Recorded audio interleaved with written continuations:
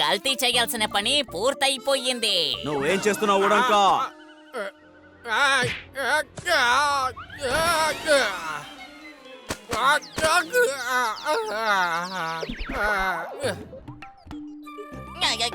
ఎవరదే? ఏదో దొంగతనం చేస్తున్నట్టు నువ్వేంటి అంతలా భయపడిపోతున్నావు? భాస్కర్ నువ్వా? నేను అది దొంగతనంగా అవకాశమే లేదు. కొంచెం కొంచెం పొదుపు చేసి. తెలుసు తెలుసు, అందుకనే కదా నేను నీ దగ్గరికి వచ్చాను. నాకొక సహాయం కావాలి. కొంప తీసి డబ్బు కోసం ఇతను వచ్చాడా? ఆరరే, నా దగ్గర చిల్లి గవ్వ కూడా లేదయ్యా. చెయ్యాలనుకున్నా నేను చెయ్యలేను. అరే నువ్వేం భయపడకు, డబ్బు అడగడానికి రాలేదు, ఇవ్వడానికి వచ్చాను. ఏంటి? తొందరగా కానీ కొంచెం కొంచెం పొదుపు చేసి.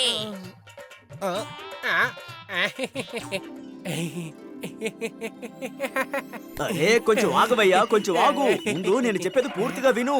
చెప్పు చెప్పు చెప్పు. అదేంటంటే నేను తీర్థయాత్రకి వెళ్తూ ఉన్నాను. దొంగలు పడరన్న గ్యారెంటీ ఏంటి? ఇంట్లో మనుషులు లేరని తెలుసుకొని దొంగతనం చేయకూడదు కదా. అందుకనే నా దగ్గర ఉన్న డబ్బు మొత్తం తీసుకొచ్చి నిన్ను జాగ్రత్తగా చూసుకోమని ఇస్తున్నాను. ఈ భాస్కర్ ఉచితంగా చేయమని సాయం కోరి వచ్చాడు. కాని భాస్కర్, ఇలాంటి డబ్బుల విషయంలో తోడబుట్టిన వాళ్ళని కూడా మనం నమ్మడానికి లేదు. ఎవరికి తెలుసా ఎప్పుడు ఎవరి ఆలోచన మారిపోతుందని. ఇలా చూడు బాబు, అరకిలో బెల్లం ఇస్తావా? ఇదిగో అమ్మకి బెల్లం కావాలంట, చూడు. ఇదిగోండి బెల్లం, మీరిచ్చిన దాంట్లో మిగిలిన డబ్బులు తీసుకోండి. అరరే, అమ్మ దగ్గర దొంగతనం చేస్తావా? నీకు సిగ్గు లేదు? మర్యాదగా అమ్మ దగ్గర తీసుకున్న డబ్బుని తిరిగి ఇచ్చేయాలి. కొంచెం కొంచెం పొదుపు చేసి. చాలా మంచిది, నాకు నష్టం కలగకుండా నన్ను కాపాడావు. ఇది చూసి భాస్కర్ కి ఉడంకా మీద బాగా నమ్మకం ఏర్పడింది. ఇదిగో మిత్రమా, నిజంగా నువ్వు నిజాయితీ పరుడివి. నేను నిర్ణయించుకున్నాను, నా ఈ డబ్బుని ఖచ్చితంగా నీకే ఇచ్చేసి వెళ్తాను. అదంతా సరే గాని, నువ్వు ఏమాత్రం ఆలోచించకుండా హఠాత్తుగా ఇంత పెద్ద బాధ్యతని నాకివ్వడం నాకు మంచిదనిపించట్లా. నేనేమంటున్నానంటే, ఈ డబ్బుని మనం ఎక్కడైనా దాచి పెడదాం, కొంచెం కొంచెం పొదుపు చేసి. దాచిపెట్టడం అంటే? అలా అంటే ఎవ్వరికీ తెలియని చోటు, కేవలం ఆ చోటు గురించి నీకు మాత్రమే తెలుసుండాలి. తిరిగి వచ్చిన తర్వాత దాన్ని నువ్వే తీసుకో, కొంచెం కొంచెం పొదుపు చేసి. అదంతా సరే, కానీ దాన్ని ఎక్కడ దాచిపెట్టాలి? నాకు అలాంటి ఒక చోటు తెలుసు. ఆ చోటుని మనుషులే కారు, గాలి కూడా కనిపెట్టలేదు. సరే పదే వెళ్దాం. ఇదిగో ఇదే ఆ చోటు. వెళ్ళు, ఏదైనా చెట్టు కింద ఆ డబ్బుని దాచిపెట్టేసాయి. నేను మాత్రం ఇక్కడే ఉంటాను, ఎందుకంటే నువ్వు దాచిపెట్టే చోటు నాకు కూడా తెలియకూడదు. అయితే సరే, నువ్వు చెప్పినట్టే చేస్తాను మిత్రమా.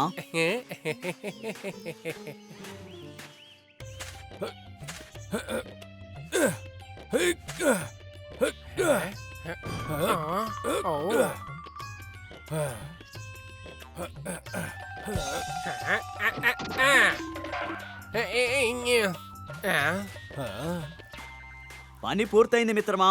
చెట్టుని బాగా గుర్తు పెట్టుకో, ఎందుకంటే ఆ చోటు గురించి నీకు మాత్రమే తెలుసా. బాగానే గుర్తుంటుంది. 6 నెలలు గడిచాయి. భాస్కర్ తన తీర్థయాత్రను ముగించి తిరిగొచ్చేశాడు.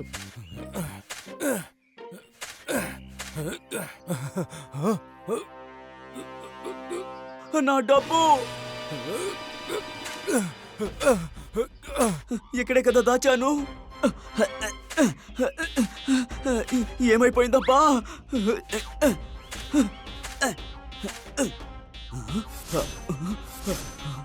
ఖచ్చితంగా ఉడంకానే తీసుంటాడు. డబ్బుని ఇక్కడ దాచిపెట్టిన సంగతి ఉడంకాకి మాత్రమే తెలుసు. ఉడంకా, అక్కడ దాచిన డబ్బు కనపడడం లేదు.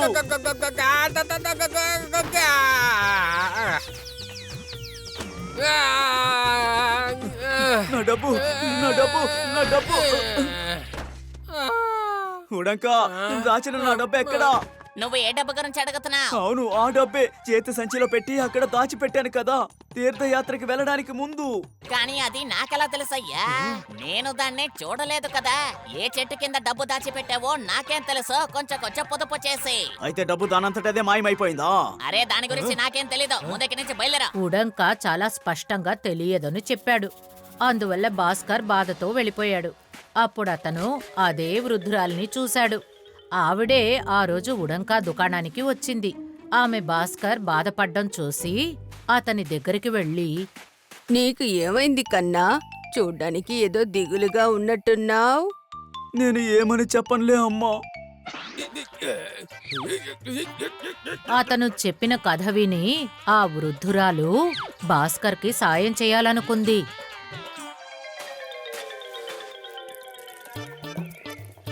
ఇలా చూడు, నేను చెప్పిన మాట విను.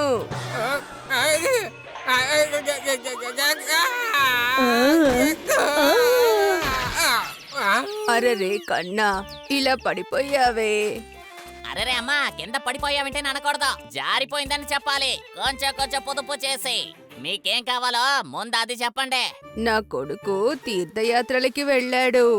చాలా నెలలైంది, కానీ వాడింకా తిరిగి రాలేదు. వాణ్ణి తలుచుకుంటే బాధగా ఉంది. నువ్వు చాలా మంచివాడివి, అందుకే నిన్ను కలవాలని వచ్చాను.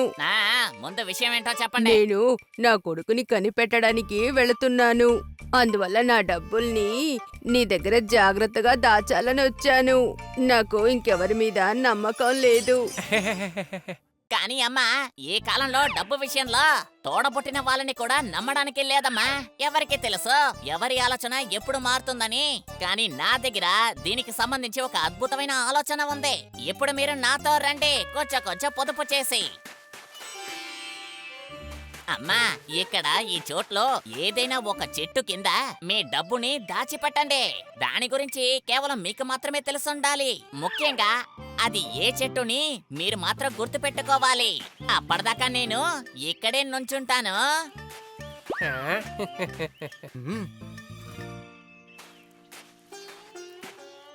అమ్మ వెళ్ళిపోయిన తర్వాత అందులో ఉన్న డబ్బులు నాకు సొంతం అవుతాయి. కొంచెం పొదుపు చేసి. రే ఉడన్కా, నీకున్నది మామూలు మెదడు కాదు.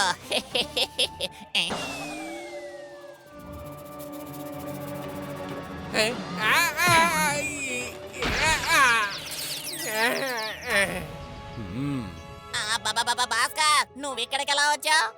ఉడంకా, నువ్వు ఇలాంటి వాడివని నేను అస్సలు అనుకోలేదు. నాకు తెలిసిపోయింది, నువ్వే నా డబ్బుని దొంగిలించావు. మర్యాదగా నా డబ్బుని నాకు తిరిగిచ్చేయి, లేదంటే నీ గురించి మహారాజు గారికి చెప్తాను. భాస్కర్ మహారాజు గారి దగ్గరికి వెళ్తానని చెప్పడంతో ఉడంక భయపడిపోయాడు. తర్వాత అతను ఓ కొత్త నాటకం ఆడాడు. కాదు. ముందుగా నేను చెప్పేది ఒక్కసారి విను భాస్కర్. నువ్వు చెట్టు కింద దాచిపెట్టిన డబ్బు కనిపించట్లేదని నాతో చెప్పావు కదా. వెంటనే నేను ఇక్కడికి వచ్చేసాను. నేను ఇక్కడ మొత్తం గాలించాను. అప్పుడు నీ డబ్బుల సంచి తుప్పల్లో నుంచి నేను బయటికి తీసుకొచ్చాను. ఖచ్చితంగా ఇది ఎలక చేసిన పని అయి ఉంటుంది. అలాగా? ఇదిగో నీ డబ్బులు. అరే కన్నా, నువ్వా? తీర్థయాత్రలకు వెళ్ళావు కదా, ఎప్పుడొచ్చావు? కానీ నా కొడుకు ఇంకా తిరిగి రానే లేదే. ఇన్ని రోజులైంది. అమ్మా, మీ కుమారుడు ఈ పాటికి వస్తూ ఉంటారు. మీరు కంగారు పడకండి, నేను తన్ని చూశాను. అలాగా? నువ్వు నా ప్రయాణం ఖర్చుల్ని తగ్గించావు. అందువల్ల ఈ డబ్బుని నా కొడుక్కి స్వాగతం చెప్పడానికి ఉపయోగిస్తాను. డబ్బు పోయిందే, కొంచెం పొదుపు చేసి.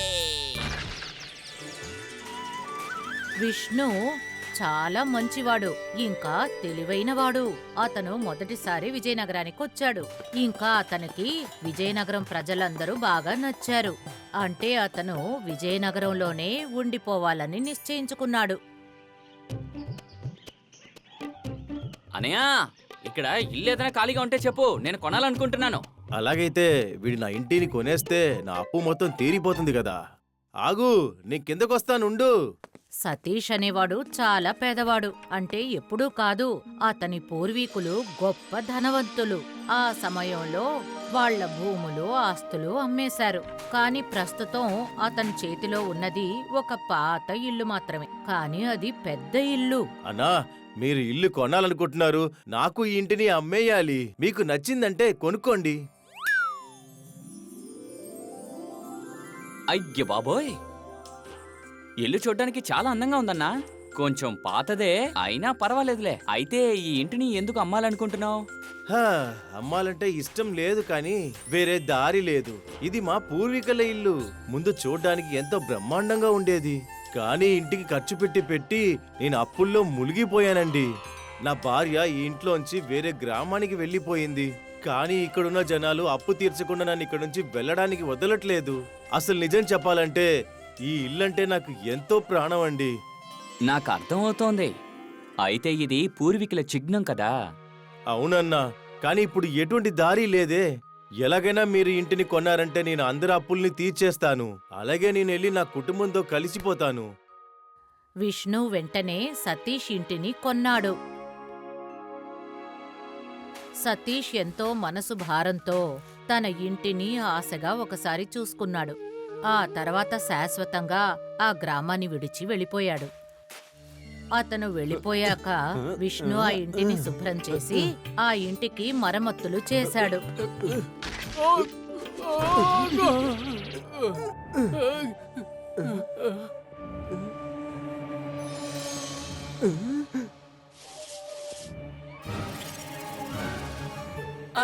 ఇదేదో పెట్టే.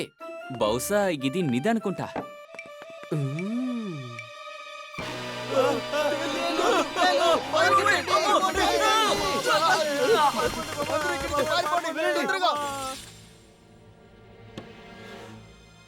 అసలు ఏం పెట్టిది? పెట్టె తెరిస్తే తేళ్లొస్తున్నాయి. అయితే దీని వెనక ఏదో రహస్యం ఉండే ఉంటుంది. చాలా తేళ్లున్న ఆ బాక్స్ని చూసి విష్ణు ఆలోచించడం మొదలుపెట్టాడు. ఆ తర్వాత బాక్స్ని తీసుకొని విజయనగరంలో ఎంతో వృద్ధుడైన ఇంకా తెలివైన వ్యక్తి దగ్గరికి వెళ్ళాడు. స్వామి, ఈ పెట్టె నాకు సతీష్ గారి ఇంట్లో దొరికింది. నేను సతీష్ కోసం ఎక్కడెక్కడో వెతికాను, కానీ నాకు అతను కనిపించడం లేదు. ఇప్పుడు ఈ చిక్కుని మీరే విప్పాలి స్వామి. అడుగు బాబు. ఆశ్చర్యకరమైన విషయం ఏంటంటే ఈ పెట్టె నిండా బోల్డన్ని తేళ్లున్నాయి.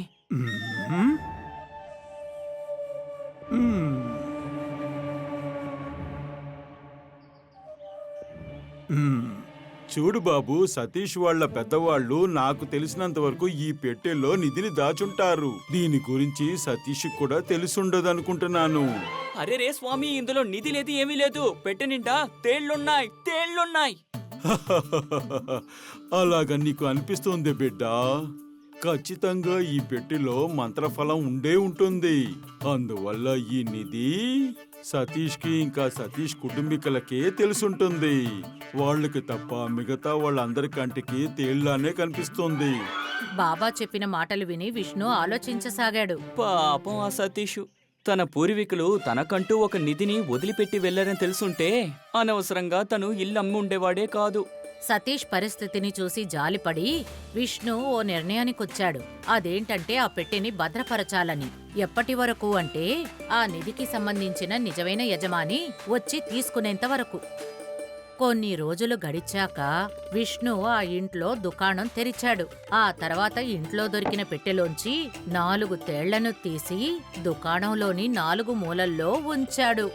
కొన్ని రోజుల తర్వాత విష్ణు దుకాణం విజయనగరం మొత్తం తేళ్లున్న దుకాణం అని ప్రసిద్ధి చెందింది. అతను విజయనగరం ప్రజలతో త్వరగా కలిసిపోయాడు. అతని మంచి నడవడిక వల్ల కొంతమంది విష్ణుకి స్నేహితులయ్యారు. కొంతమంది అతన్ని చూసి ఈర్ష్యపడ్డారు. మెల్లమెల్లగా ప్రజల మనసులోంచి తేళ్లున్నాయన్న భయం పోయింది. తన దుకాణంలో విష్ణు బాగా వ్యాపారం చేసి సంపాదించాడు. కానీ అంతకంటే మంచి విషయం ఏమిటంటే అతను గొప్ప ధనవంతుడయ్యాక కూడా పేదవాళ్లకు సాయం చేయడం మర్చిపోలేదు. ఈ విధంగా ఎన్నో సంవత్సరాలు గడిచాయి. విష్ణుకి బాగా వయసైపోయింది. కాని ఎవరూ ఆ తేళ్లతో నిండిన పెట్టెను తీసుకోడానికి రాలేదు.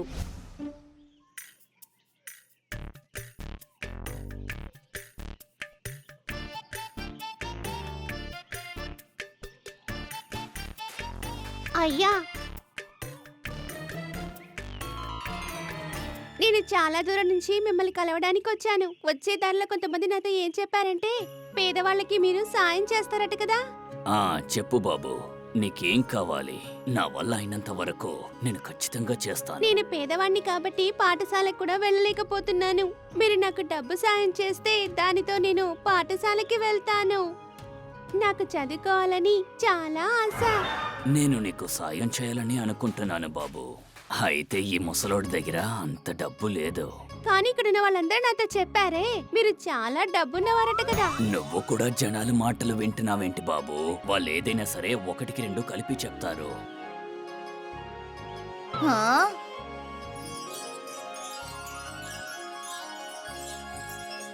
మీకు సాయం చేయడం ఇష్టం లేకపోతే మొహం మీద చెప్పొచ్చు కదా, అబద్ధం చెప్పాల్సిన అవసరం ఏంటి? ఏమంటున్నావు? అంటే ఒకవేళ మీ దగ్గర నిజంగా డబ్బు లేకపోతే మీరు ఈ కొట్టు 4 మూలలా బంగారు నాణాలు ఎందుకు పెట్టారు? బంగారు నాణాలా? ఇవన్నీ తేళ్లు బాబు. ఆ తేలా? బంగారు నాణం మీకు తేల్లా కనబడుతోందా? ఖచ్చితంగా ఈ పెట్టిలో మంత్రఫలం ఉండే ఉంటుంది. దాని మూలంగా ఈ నిధి సతీష్ కి ఇంకా వాళ్ళ కుటుంబీకులకి మాత్రమే తెలుస్తుంది. వాళ్ళకి తప్ప మిగతా వాళ్ళందరి కంటికి ఇది తేలిగానే కనిపిస్తాయి. ఒకవేళ నువ్వు సతీష్ బంధువులా ఏంటి? ఇదివరకు ఇంట్లో ఉన్న వ్యక్తి మీ పూర్వీకులు ఇక్కడ నివసించే వాళ్ళ చెప్పు బాబు, చెప్పు. అవును, మీకెలా తెలుసు? నా పేరు సతీష్ అని. ఇది మా తాత పేరు. మా తాత కూడా చాలా ఏళ్ల క్రితం ఈ గ్రామంలోనే నివసించేవారు. సతీష్ చెప్పింది విని విష్ణుకి వృద్ధుడైన బాబా చెప్పింది నిజమని అర్థమైంది. అతను ఇంట్లో దొరికిన పెట్టెను సతీష్కు వెళ్లి చూపించాడు. సరే, వీటిని చూస్తుంటే నీకేమనిపిస్తోంది? ఇందులో ఎన్ని బంగారు నాణాలున్నాయి? విష్ణు ఎంతో కాలంగా చేసిన అన్వేషణ నెరవేరింది. ఎందుకంటే ఆ పెట్టెకు సంబంధించిన అసలైన యజమాని అతనికి దొరికాడు. అందుకోసం చాలా సంవత్సరాలు ఎదురు చూశాడు. బంగారు నాణేలతో నిండిన ఆ బంగారు పెట్టెను అతను సతీష్కే అప్పజెప్పాడు. బాబు, ఈ బంగారపు నాణాలు ఇక నుంచి నీకే సొంతం. నీ పూర్వీకులు నీకోసం వదిలిపెట్టి వెళ్లారు బాబు. ఏంటి, నిజంగానా? అయ్యా, ఇన్నేళ్లుగా మీరు దీన్ని భద్రపరిచుంచారు. మీరు కూడా కొన్ని నాణాల్ని తీసుకోండి. వద్దు వద్దు బాబు, ఇవన్నీ నీ సొంతం. ఈ రోజు నుంచి నీ కష్టం తొలగిపోతుంది. నువ్వు బాగా చదవడమే కాకుండా అద్భుతంగా జీవించొచ్చు. చాలా కృతజ్ఞతలు. ఈ విధంగా విష్ణు ఎన్నో సంవత్సరాలుగా భద్రపరిచిన ఆ పెట్టెను ఆ సతీష్ అంటే నిజమైన యజమాని పొందాడు. వావమ్మా, విష్ణు ఎంత నిజాయితీపరుడు కదా. మనం ఆ విష్ణు దగ్గర నుంచి పాఠం నేర్చుకోవాలి. అమ్మా, ఇది మీ నిధి. చూసారా అమ్మా, నేను కూడా విష్ణువులాగే మీ నిధిని భద్రపరిచాను. అలాగా మేడం, నా స్టోరీని నా మీదే ప్రయోగిస్తారా? If you like this video, subscribe to our channel Murthy Media.